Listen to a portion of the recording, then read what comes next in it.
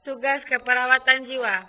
Penggolongan gangguan jiwa menurut PPDGJ dan DSM 4. Gangguan jiwa atau gangguan mental ialah sindrom atau pola perilaku atau psikologis seseorang yang secara klinik cukup bermakna dan secara khas berkaitan dengan suatu gejala penderitaan, distress, atau hendaya, impairment atau disability, di dalam suatu atau lebih fungsi yang penting dari manusia. Sebagai tambahan bahwa disfungsi itu adalah disfungsi dari segi perilaku, psikologik, biologik, dan gangguan itu tidak semata-mata terletak dalam hubungan antara orang itu dengan masyarakat. Dari beberapa penjelasan di atas, maka dapat dirumuskan bahwa di dalam konsep gangguan jiwa terdapat beberapa butir pengertian menurut PPDGJ 3 tahun 2003. Adanya gejala klinis yang bermakna berupa sindrom atau perilaku sindrom atau pola psikologik. Gejala klinis tersebut menimbulkan penderitaan. Antara lain dapat berupa rasa nyeri, tidak nyaman, tidak tentram, terganggu, disfungsi organ tubuh, dan lain-lain.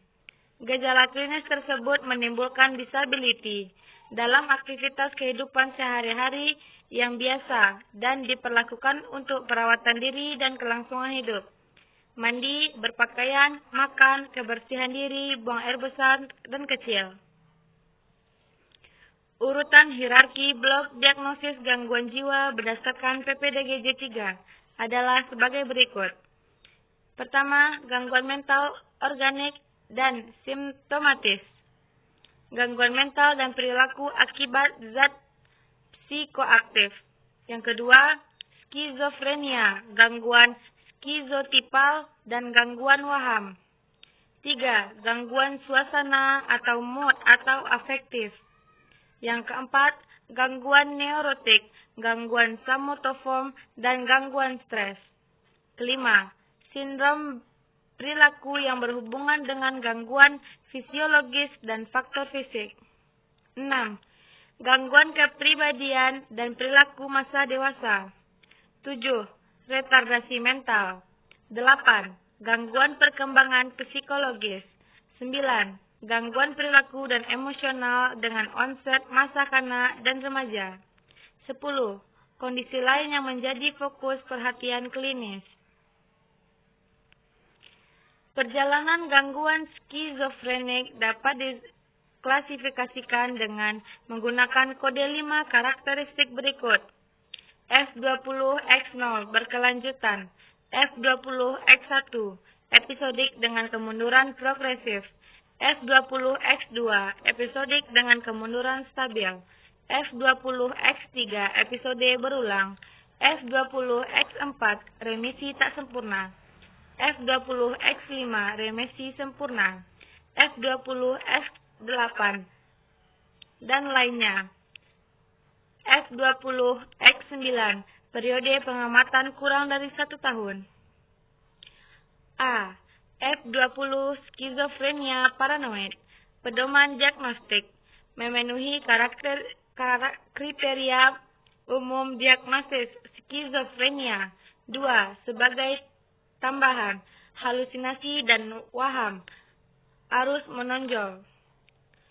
A. Suara-suara halusinasi yang mengancam pasien atau memberi perintah atau halusinasi auditrotik tanpa bentuk verbal berupa bunyi fluid, whistling, mendengung, humming, atau bunyi tawa, longing. Halusinasi, pembauan, atau pengecapan rasa, atau bersifat seksual atau lain-lain. Perasaan tubuh, halusinasi visual mungkin ada tetapi jarang menonjol. Waham dapat berupa hampir setiap jenis, tetapi waham dikendalikan, delusion of control, dipengaruhi, delusion of influence, atau passivity, delusion of passivity, dan keyakinan dikejar-kejar yang beraneka ragam adalah yang paling khas. B. Halusinasi, pembauan atau pengecapan rasa, atau bersifat seksual atau lain-lain. Perasaan tubuh, halusinasi visual mungkin ada, tetapi jarang menonjol.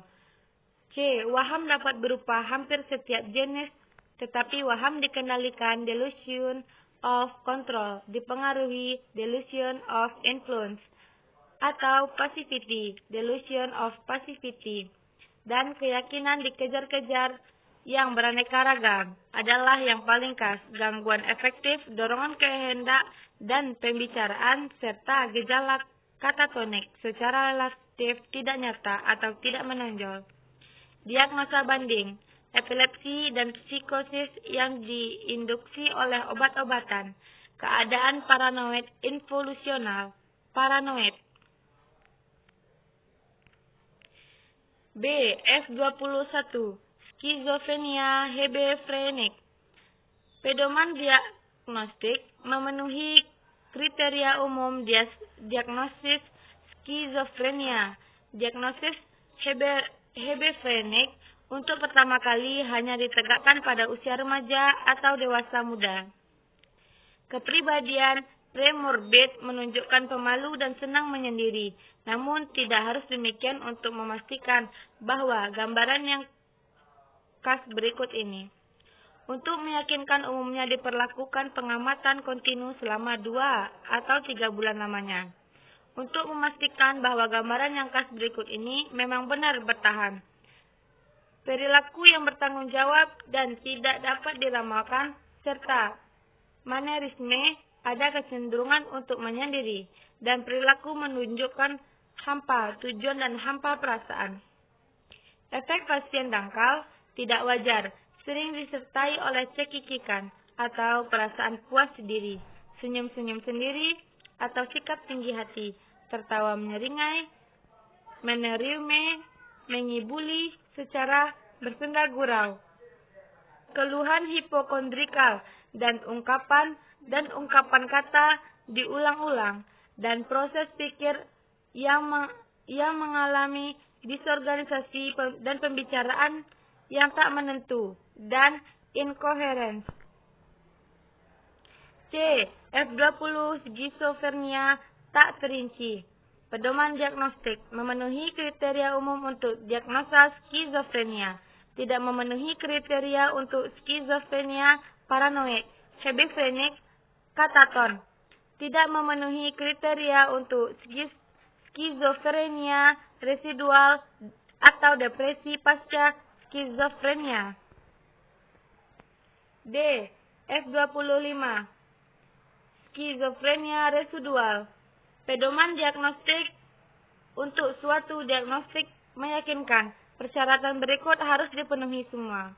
Gejala negatif dari skizofrenia yang menonjol misalnya perlambatan psikomotorik, aktivitas menurun, afek yang menumpul, sikap pasif dan tidak adanya inisiatif, kemiskinan dalam kuantitas atau isi pembicaraan.